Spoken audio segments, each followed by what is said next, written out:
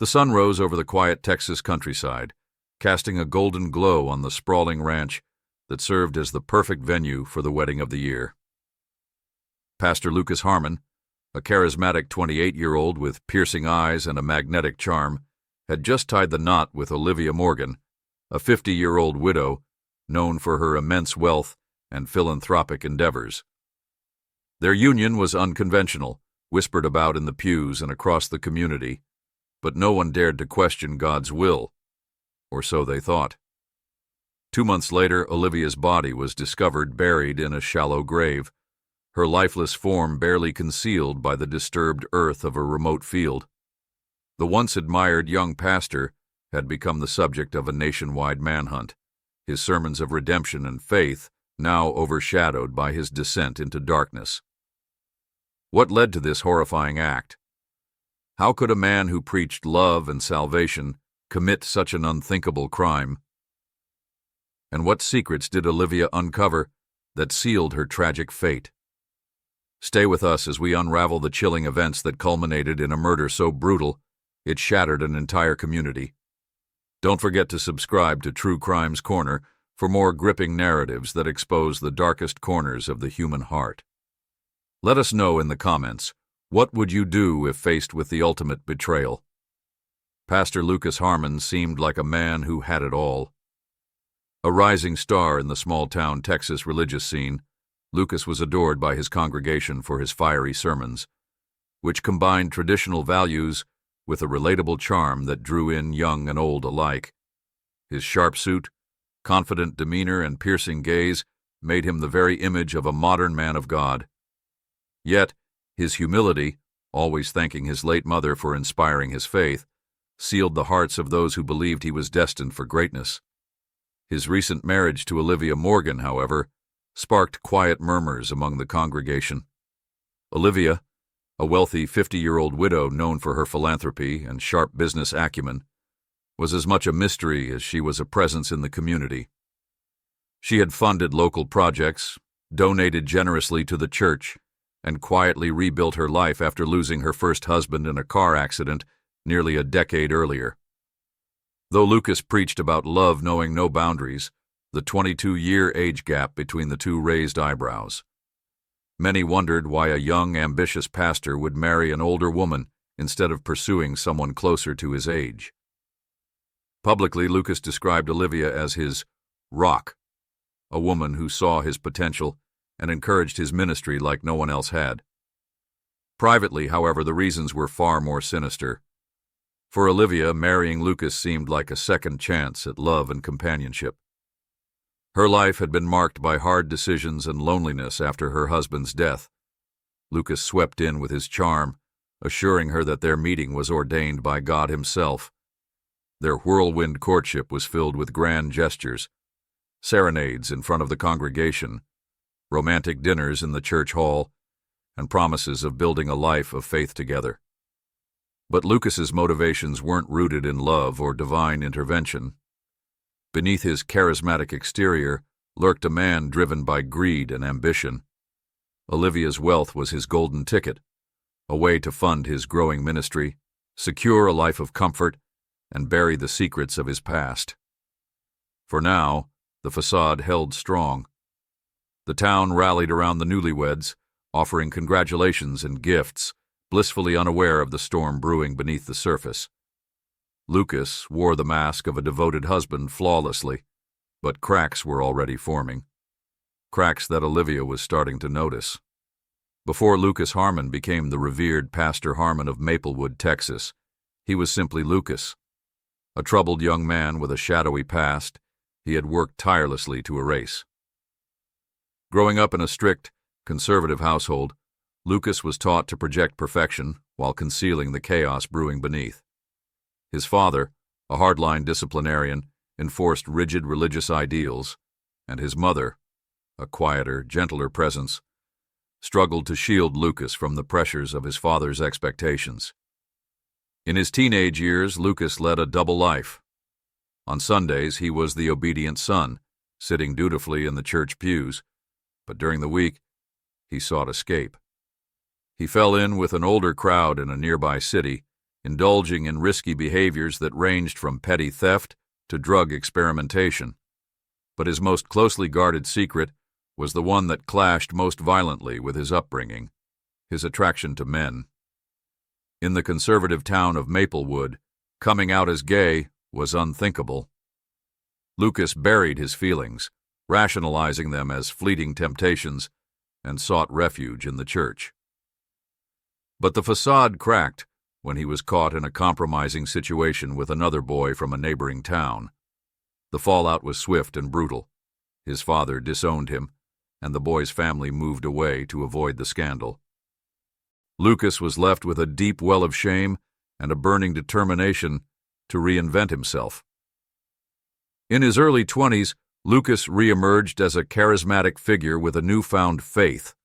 He claimed to have experienced a spiritual awakening and began preaching about redemption, drawing from his own experiences of straying from the path. His story resonated deeply with his congregation, who saw him as living proof of divine grace. By the time he was 28, Lucas had grown his church from a small gathering of 10 to a congregation of over 300. However, the truth remained hidden. Every weekend, under the guise of ministering to rural communities, Lucas would drive several hours to meet Daniel, a 34-year-old artist he had met at an out-of-town gallery. Their relationship was passionate, but meticulously secretive. Lucas insisted on meeting in places where no one would recognize him. Daniel, though suspicious of Lucas's reluctance to be seen in public, stayed because of Lucas's charm and the promises of a future where they could be together openly. Lucas thought he had balanced his double life perfectly until he met Olivia Morgan. Her wealth and connections were irresistible. Marrying her was a strategic move, a chance to secure his future, fund his ministry, and cement his position as a community leader. But Lucas underestimated Olivia's intelligence and curiosity. The walls of his carefully constructed facade were about to come crashing down. At first, Olivia Morgan was smitten. Lucas's charm was intoxicating, and his ability to weave words of devotion and faith made her believe she had found a man who truly valued her. She saw herself as his anchor, the steady figure behind his rising ministry. Olivia often ignored the whispers about their age gap and the speculative reasons behind their union, brushing them off as jealousy or narrow-mindedness. But Olivia was no fool. She hadn't built her fortune and navigated a lifetime of challenges by being blind to the intentions of those around her. Over time, subtle inconsistencies in Lucas's behavior began to gnaw at her. He was often distant, spending long weekends away under the pretext of outreach programs. His phone, always within reach, was locked with a code she didn't know. And there was the way he avoided intimacy. Not just physically, but emotionally, as though he were constantly holding a part of himself back. The breaking point came during one of Lucas's weekend missions. Olivia, suspecting there was more to these trips than he let on, decided to do something she never thought she'd need to do in her marriage. She followed him. Hiring a private investigator felt extreme, so she opted to drive herself. It was a decision that would change everything. On a crisp Saturday morning, Olivia tailed Lucas's car out of Maplewood. She kept a safe distance as he drove 3 hours west to a small arts district on the outskirts of Austin. Her heart raced when she saw him pull into the driveway of a modest home. She parked nearby, waiting, her mind spinning with possibilities. A home visit for someone in need? A secret business deal? What she saw shattered her world. Lucas stepped out of his car and was greeted by a man, Daniel, who embraced him intimately. That wasn't the problem. The shock came when they went from hugging to kissing for almost 2 minutes. Olivia sat frozen, watching as the two men disappeared into the house. Her mind struggled to process what she had just witnessed. The man she married, the man she trusted, was living a life she couldn't have imagined. Olivia drove back to Maplewood in a daze, the revelation crashing over her in waves. But it wasn't just the betrayal of his infidelity that haunted her. It was what this meant for his carefully curated image and their marriage. As she combed through memories of their relationship, small details began to take on new meaning. The way he deflected questions about his past, the nights he seemed distant and preoccupied, and the sudden urgency with which he had proposed all pointed to deeper motives. Her suspicions were confirmed when she found a folder of documents in Lucas's office later that week. Inside were unsigned papers, including a draft will that named him as the sole beneficiary of her estate, and notes about upcoming investment opportunities tied to her wealth. Her heart sank as the horrifying truth dawned. Lucas had married her not out of love, but as a calculated move to gain access to her fortune. Feeling trapped and betrayed, Olivia didn't know where to turn. She confided in the assistant pastor, David Ward, a man she trusted implicitly. Through tears, she told him everything, the affair, the financial manipulation, and her growing fear that Lucas might do something drastic to protect his secrets. David urged her to confront Lucas carefully, warning her to tread lightly. But Olivia, a woman who had faced her share of life's hardships, wasn't about to back down. She decided it was time to confront her husband and force him to come clean, hoping against all odds that he might repent and change. She didn't know it at the time, but her decision to reveal what she knew would set in motion a series of events that would lead to her untimely and gruesome death. The evening Olivia decided to confront Lucas was eerily quiet. She had spent the day preparing herself, going over every possible reaction he might have. Would he confess? Deny? Try to manipulate her with his charm as he had done to so many others? She didn't know, but she was determined to find out. Lucas arrived home late as usual, his tie loosened and his demeanor casual. Olivia was waiting in the living room, her expression calm but resolute. She had rehearsed her words 100 times, but when she finally spoke, her voice trembled. "Lucas," she began, "we need to talk." He froze for a moment, then turned to face her with a warm, disarming smile. "Of course, Olivia. What's on your mind?" She took a deep breath, clutching the armrest of her chair.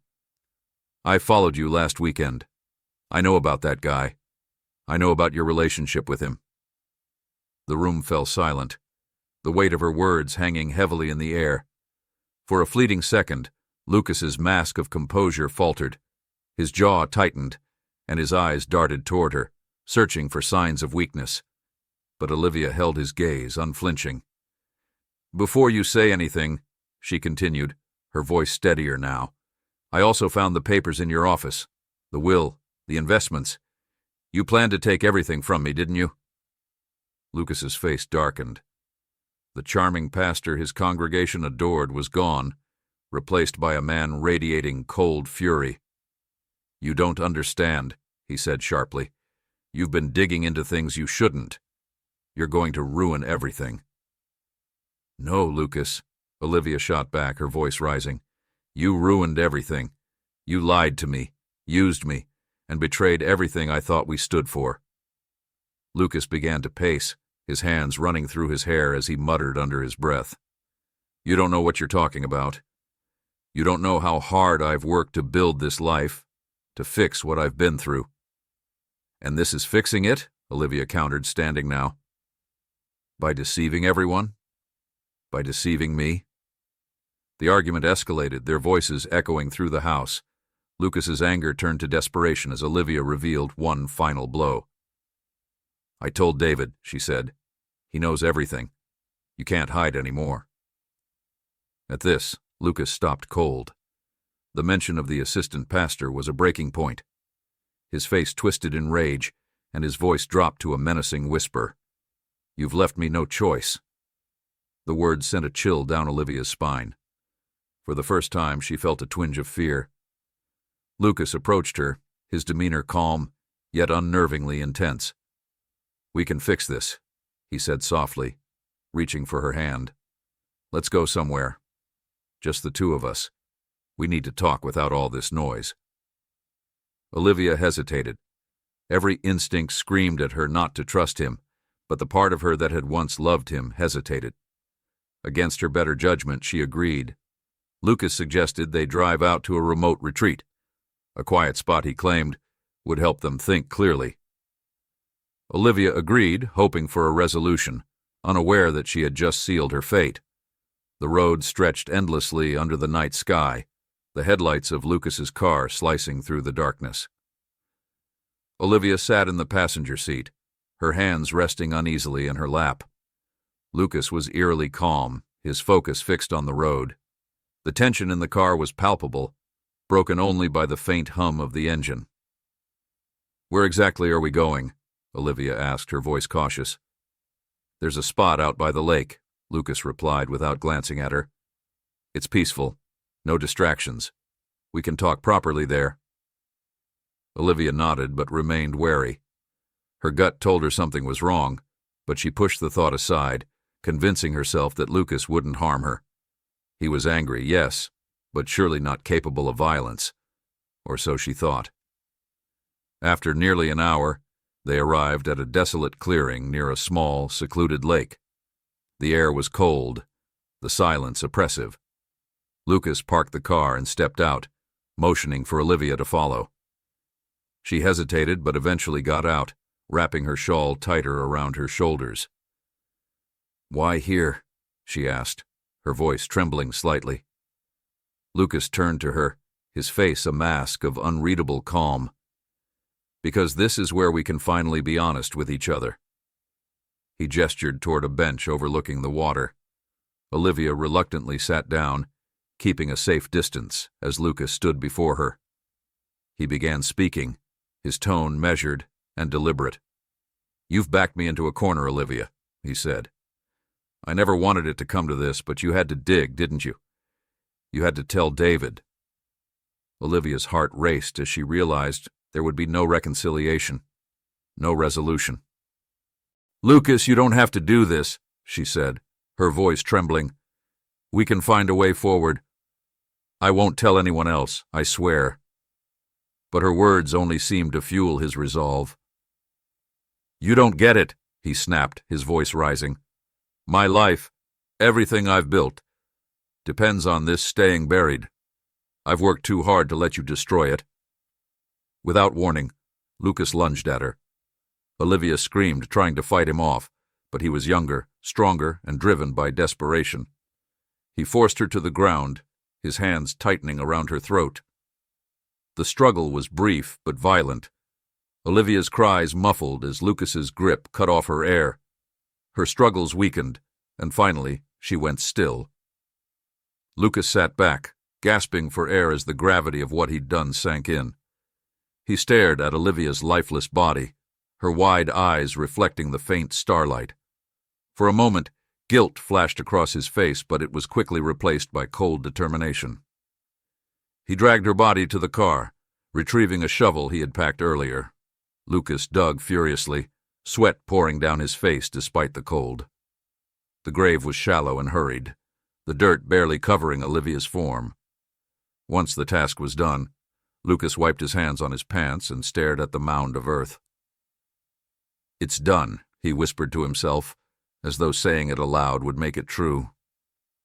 He climbed back into his car and drove away, leaving the clearing in silence, unaware that he had overlooked small but critical details that would lead to his undoing. In the days following Olivia's disappearance, Lucas played the role of the concerned husband to perfection. Standing before his congregation during Sunday service, he spoke with an air of desperation and grief.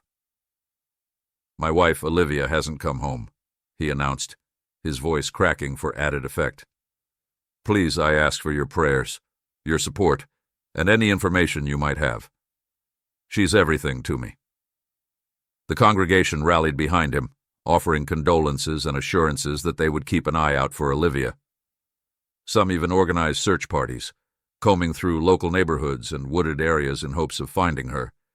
But Lucas had meticulously planned the location of her grave, confident that no one would think to search in such a remote area.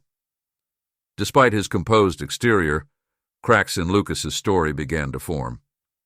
David Ward, the assistant pastor, was among the first to notice. Having been Olivia's confidant in the weeks leading up to her disappearance, David was already suspicious of Lucas. He had noticed Lucas's sudden shift in demeanor and the way his grief felt rehearsed rather than genuine. David decided to dig deeper. Using the excuse of assisting Lucas with church duties, he spent more time around the pastor's office and home, observing his behavior. What he found was troubling. Lucas seemed agitated, distracted, and uncharacteristically short-tempered. He also seemed overly concerned with controlling the narrative, often interrupting others who speculated too much about Olivia's disappearance. Meanwhile, Olivia's family was growing increasingly restless. Her sister, Lauren, was particularly vocal about her doubts regarding Lucas's version of events. "She would never leave without telling me," Lauren told detectives. "Something's not right. He knows more than he's letting on."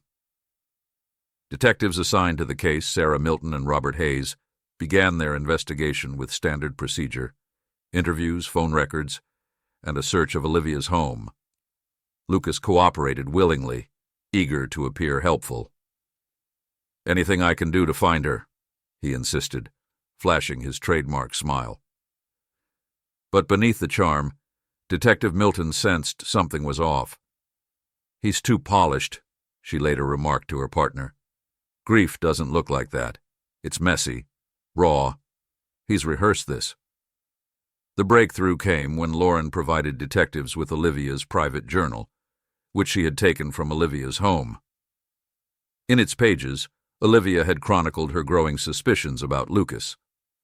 She wrote about following him to Austin, discovering his relationship with Daniel, and finding the documents that hinted at his plan to take her money. One entry, dated just days before her disappearance, stood out. "I've told David everything. If anything happens to me, he'll know who's responsible." The journal shifted the investigation into high gear. Detectives brought David in for questioning, and he confirmed Olivia's claims, recounting the conversations they had before her disappearance. Armed with this information, they obtained a warrant to search Lucas's car and property. It didn't take long for the cracks in Lucas's plan to widen. In the trunk of his car, detectives found traces of soil that matched the type found near the remote lake.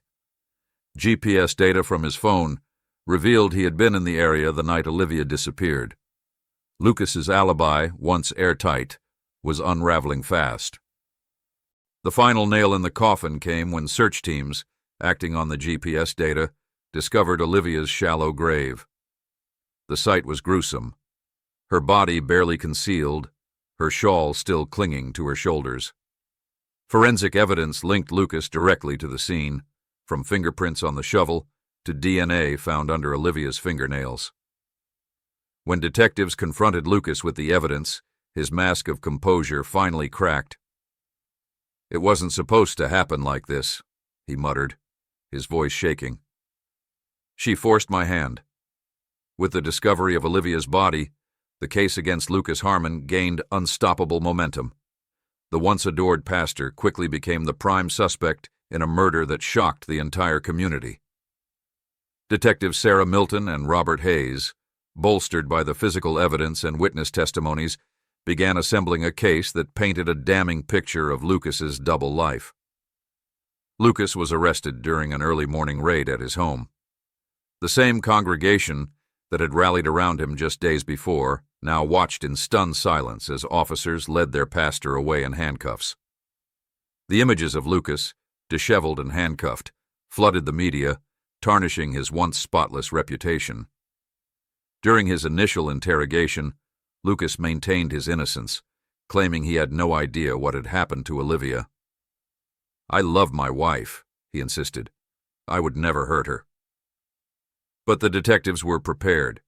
They laid out the evidence methodically: the GPS data, the traces of soil in his car, the fingerprints on the shovel, and Olivia's journal. With each revelation, Lucas's facade crumbled further. The most damning piece of evidence, however, came from his secret relationship with Daniel. Detectives had tracked Daniel down and interviewed him, uncovering details of their years-long affair. Daniel, devastated by the news of Lucas's crime, provided incriminating text messages that showed Lucas's growing frustration with Olivia and his plans to secure her wealth. One message read, "I can't take it anymore. She's ruining everything. It has to end." Daniel's testimony, coupled with the physical evidence, left Lucas with no escape. Under mounting pressure, he finally broke down during a second interrogation. "She was going to destroy me," he said, his voice trembling. "She knew everything. I had no choice." The young pastor, once hailed as a beacon of hope, was now the central figure in a case that exposed the darkest sides of ambition and betrayal. Prosecutor Alex West opened the trial with a searing statement. "This is a story of manipulation, greed, and murder. A man who cloaked himself in faith, but harbored secrets so dark they led to the death of an innocent woman." Reed meticulously presented the evidence, from Olivia's journal entries to the forensic details that linked Lucas to the crime. Witnesses, including the assistant pastor David Ward and Daniel, testified about Lucas's deceit and desperation to protect his secrets. The courtroom was riveted when David recounted Olivia's tearful confession just days before her death. The defense, led by a high-profile attorney hired by Lucas's remaining supporters, argued that the murder was a crime of passion rather than premeditated. They painted Lucas as a man pushed to the edge by the complexities of his personal life, claiming that Olivia's confrontation triggered a moment of uncontrollable rage. But the jury was unconvinced. The evidence of Lucas's calculated actions, his planning of the murder, the preparation of the grave, and his attempts to cover his tracks, painted a chilling picture of a man who valued his secrets and ambition over human life. After weeks of testimony and deliberation, the jury delivered its verdict: guilty of first-degree murder. The courtroom was silent as the judge sentenced Lucas Harmon to life in prison without the possibility of parole. For many, the sentence was a bittersweet conclusion to a tragedy that had left deep scars on the community. In the aftermath of the trial, the once thriving church Lucas had built fell apart. The congregation, grappling with the betrayal of their trusted leader, disbanded, leaving the once vibrant building an eerie reminder of their misplaced faith. David Ward, shaken but determined, began rebuilding his life and ministry, vowing to restore trust and integrity to the church. Olivia's family, though devastated, found solace in the justice served and the enduring memory of her generosity and strength. The case of Lucas Harmon became a cautionary tale about the dangers of unchecked ambition and the devastating consequences of secrets and lies. It left lingering questions for the community and the nation. How could someone hide so much darkness behind such a charismatic facade? And how far would someone go to protect a life built on lies? The story of Lucas Harmon stands as a chilling reminder of how easily trust can be betrayed and how ambition, when left unchecked, can lead to unimaginable tragedy. What began as the tale of a rising star in the Texas ministry unraveled into a horrifying account of deceit, greed, and murder. Olivia Morgan's life, marked by kindness and resilience, was tragically cut short by the very man she believed was her second chance at love and happiness. The impact of this case continues to ripple. The once revered Pastor Harmon is now a cautionary figure, his name synonymous with betrayal and hypocrisy. Olivia's legacy, however, endures, her generosity and courage remembered by those who knew and loved her. As we conclude this harrowing tale, we are left with haunting questions. What drives someone to cross the line between desperation and depravity? Could the signs have been seen earlier, and could this tragedy have been prevented? Most importantly, how do we move forward from such darkness to rebuild trust and hope? If this story captivated you, be sure to subscribe to True Crimes Corner for more gripping narratives that expose the depths of human deception and the pursuit of justice. Share your thoughts in the comments. What would you have done if you were in Olivia's position? And how do we reconcile faith with the failings of those who preach it? Stay tuned for more stories that delve into the darkest corners of humanity, exploring betrayal, obsession, and the lengths people will go to protect their secrets. Until next time, stay vigilant and keep questioning.